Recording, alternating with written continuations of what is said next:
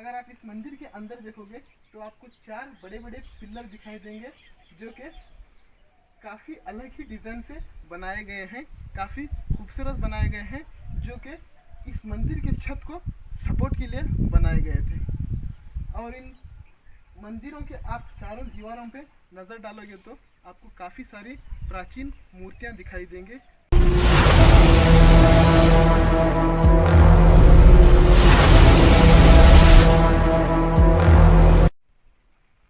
Welcome दोस्तों, स्वागत है आपका हमारे एडवेंचर गाइड चैनल में। तो आज हम इस वीडियो में आपको लेके जाने वाले हैं ऐसे गांव में जहां पे इस समय कोई भी इंसान या कोई भी घर आपको दिखाई नहीं देगा। ये कर्नाटका का चिक्कनगी नाम का गांव था, जो कि सदियों पुराना गांव था। अचानक से 100 साल पहले एकदम से ख़त्म हो गया है। इस गांव के ख़त्म होने के पीछे जो कारण है उसके बारे में अलग अलग लोगों ने अलग अलग बयान दिया है, लेकिन जो भी हो इस समय वो गांव एकदम सुनसान और वीरान नज़र आता है। लेकिन आज भी वहाँ पे उसी समय का एक प्राचीन और ऐतिहासिक मंदिर आज भी मौजूद है। उसके साथ साथ हाल ही में बनाया गया एक समुदाय भवन भी वहाँ पे मौजूद है। तो इस वीडियो में हम उस पूरे गांव को एक्सप्लोर करेंगे और साथ ही साथ आपको ये बताएंगे कि 100 साल पहले उस गांव में हुआ क्या था, जिसकी वजह से वो गांव अचानक से 100 साल पहले ख़त्म हो गया है।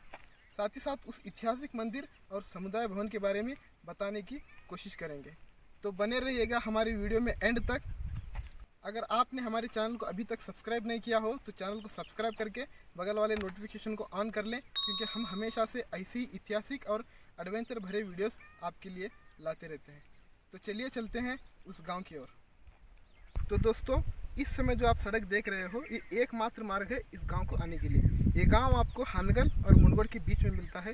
इस गांव को पहुंचने के लिए आपको इस सड़क से 2 किलोमीटर और अंदर आना पड़ेगा, तो आप बिल्कुल उस जगह पे पहुंच जाओगे जिस जगह पे हम इस वक्त खड़े हैं। यहाँ से वो गांव शुरू होता है। आप देख सकते हो इस गांव के शुरू में ही आपको वो मंदिर और समुदाय भवन दिखाई दे रहा है। इस गांव के और आगे जाने से पहले इस मंदिर और इस समुदाय भवन के बारे में मैं आपको बताते चलूँगा। तो दोस्तों, मंदिर में और आगे जाने से पहले मैं इस शिल्पकला के बारे में आपको बता दूं।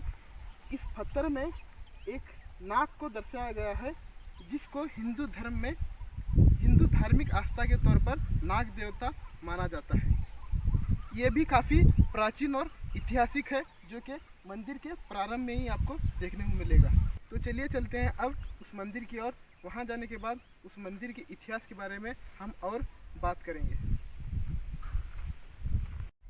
तो दोस्तों, ये है वो बहुत ही प्राचीन और ऐतिहासिक मंदिर, जो कि काफ़ी सदियों पुराना माना जाता है। आप देख सकते हो मेरे सीधे हाथ की तरफ उसी समय की काफ़ी सारी मूर्तियाँ आपको दिखाई दे रही हैं। आप अगर मेरे उल्टे हाथ की तरफ देखोगे तो आपको उसी समय के काफ़ी सारे प्राचीन एक कलाकृतियाँ दिखाई देंगे, जो कि एक प्राचीन हिंदू मंदिर के डिज़ाइन के सामने हुआ करते थे।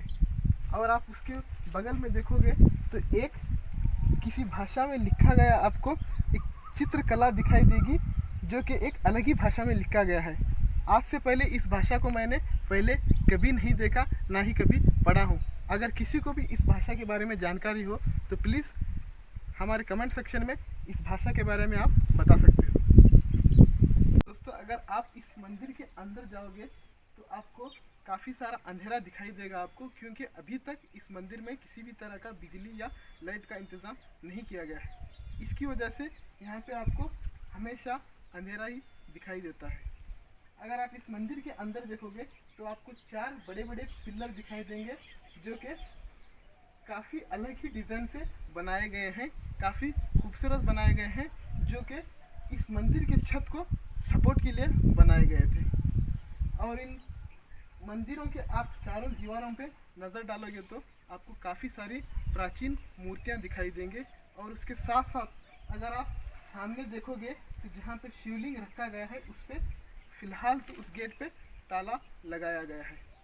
अगर आप इसके बाहरी गेट के बारे में बात करेंगे, ये इस मंदिर का प्रवेश द्वार हुआ करता था, लेकिन इसमें पहले हो सकता है किसी भी तरह का गेट लगाया गया था, लेकिन आज इस समय पे किसी भी तरह का यहाँ पे गेट आपको दिखाई नहीं दे रहा है। इस मंदिर के गेट के दोनों अगल बगल में आपको मूर्तियाँ दिखाई देंगी, जो कि हो सकता है उस समय पे काफ़ी खूबसूरत दिखाई देती हैं, लेकिन वक्त के साथ साथ आपको इनमें आपको थोड़ा थोड़ा धुंधलापन दिखाई दे सकता है।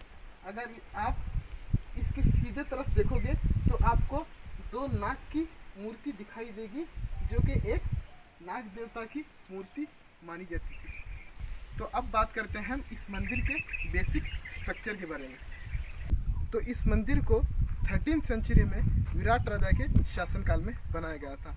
आप देख सकते हो रास्ते में हो या कहीं आसपास आपको इस तरह के बड़े बड़े पत्थर आपको कहीं देखने को नहीं मिलेंगे, क्योंकि इस पत्थर को आसपास के गांव से लाके यहाँ पे मंदिर का निर्माण किया गया था।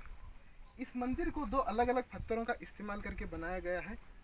अगर आप इसके सबसे ऊपर देखोगे तो एक प्राचीन हिंदू मंदिर का डिज़ाइन दर्शाया गया है। उसके थोड़ा नीचे अगर आप देखोगे तो एक अलग ही पैटर्न पूरे मंदिर के चारों ओर आपको देखने को मिलेगा। इस पैटर्न के बनाने की दो खास वजह थी। एक तो इस मंदिर की खूबसूरती को ये और बढ़ाया करता था, और दूसरा ये था कि इस मंदिर की छत पे जो पानी जमा होता था वो इन गलियारों की मदद से नीचे आ जाता था। उसी तरह का आप डिज़ाइन नीचे भी देख सकते हो, जो कि इन दीवारों पे रिसने वाला पानी इन गलियारों की मदद से बाहर निकाल देता था। और आप इसके बीच में एक फूल वाली चारों तरफ एक पट्टी देखने को मिल सकती है आपको, जो कि काफ़ी खूबसूरत दिखाई देती है। अब बात करते हैं इस मंदिर को कब, क्यों और किसने बनाया था। जब 13वीं सेंचुरी में यानी 13वीं शताब्दी में इन गांव वालों को लगा कि हमें भी अपने गांव में एक मंदिर चाहिए, तो इन गांव वालों ने उस समय के जो शासक राजा थे, जो इस गांव के साथ साथ काफ़ी आसपास के गांव में भी शासन किया करते थे, जिनका नाम था विराट राजा, उनके पास अपनी इच्छा को लेके जाते हैं। तो विराट राजा ने इन गांव वालों की इच्छा और आस्था को देखते हुए इन गांव वालों को सिर्फ अनुमति दी कि आप चाहो तो इस मंदिर का निर्माण कर सकते हो। तो जैसे ही इन गांव वालों को परमिशन मिल जाती है, तो एक जकनाचार्य नामी आदमी की मदद से, जो कि ऐसे मंदिर और ऐसे खूबसूरत स्ट्रक्चर बनाने में काफ़ी माहिर थे, उनकी मदद से इस मंदिर को निर्माण किया जाता है। अगर इस मंदिर को 13वीं सेंचुरी यानी 13वीं सदी के आखिर में भी बनाया गया होगा, तब भी इस मंदिर को 700 साल से ज़्यादा अभी हो रहा है। आप देख सकते हो इस मंदिर में आपको कहीं पे भी कुछ भी किसी भी तरह का अभी रिपेयरिंग का काम दिखाई नहीं दे रहा है। इस मंदिर में जो भी 13वीं सदी में काम किया गया था आज तक वही आपको इसमें दिख रहा है। इस मंदिर को आप गूगल पे भी सर्च कर सकते हो। उसके लिए आपको टाइप करना होगा चिक्कन की एंटिक टेम्पल। उससे आपको इस मंदिर के बारे में ज़्यादा कुछ जानकारी तो नहीं मिलेगी, लेकिन इसी मंदिर के अलग अलग एंगल से आपको 5 से 6 फोटोज़ मिल सकती हैं। मैं आशा करता हूँ इस मंदिर के बारे में आपको काफ़ी सारी जानकारी मिल गई होगी। अगर अभी भी आपके मन में इस मंदिर को लेके कोई भी प्रश्न या कोई भी सवाल है तो हमारे कमेंट सेक्शन में आप पूछ सकते हो। तो अब चलिए चलते हैं उस गांव की ओर। इस गांव में और अंदर जाने से पहले इस समुदाय भवन के बारे में बता दूं, जो कि इस मंदिर के बगल में ही आपको देखने को मिल जाएगा। इस समुदाय भवन को हाल ही में बनाया गया है। जैसा कि आप देख रहे हो, इस मंदिर में सीमेंट वगैरह का इस्तेमाल किया गया है। आप इसमें साफ साफ लिखा हुआ देख सकते हो कि इस समुदाय भवन को 2017 और 18 के बीच में बनाया गया है, जो कि यहाँ पे एक यहाँ की लोकल भाषा में साफ साफ लिखा हुआ है। जिसको समुदाय भवन का मतलब नहीं पता है, मैं उनको बता दूं, किसी भी समुदाय या किसी भी धर्म के लिए अपने धार्मिक कामकाजों के लिए यह रूम या हॉल बनाया जाता था, जिसमें केवल धार्मिक कामकाज किया जाता था, उसको समुदाय भवन कहा जाता है। तो अब चलिए चलते हैं उस गांव की ओर। उस गांव में जाने के बाद उस गांव के इतिहास के बारे में आपसे बातचीत करेंगे। ये है कर्नाटका का चिक्कनगी नाम का सदियों पुराना गांव, जो 100 साल पहले ख़त्म हो गया था। आप मेरे पीछे देख सकते हो एक काफ़ी बड़ा पत्थर जो कि ज़मीन में धंसा हुआ है। ऐसे कई सारे पत्थर आपको यहाँ पे आसपास देखने को मिलेंगे, जो कि इन घरों में इस्तेमाल किए जाते थे। इसी तरह से आप आसपास नज़र डालोगे तो आपको काफ़ी सारे ऐसे बड़े बड़े मिट्टी के टीले नज़र आएंगे, जो कि ये साबित करते हैं, इस चीज़ की पुष्टि करते हैं कि यहाँ पे जो 100 साल पहले जो घर हुआ करते थे वो कच्चे मकान हुआ करते थे, जो वक्त के साथ साथ अब एकदम ख़त्म हो गए हैं, या फिर आप ये कह सकते हैं ये एकदम से गायब होने की कगार पे पहुंच गए हैं। अब बात करते हैं आखिर वो क्या वजह थी, ऐसी कौन सी घटना थी जिसकी वजह से ये गांव एकाएक ख़त्म हो गया है।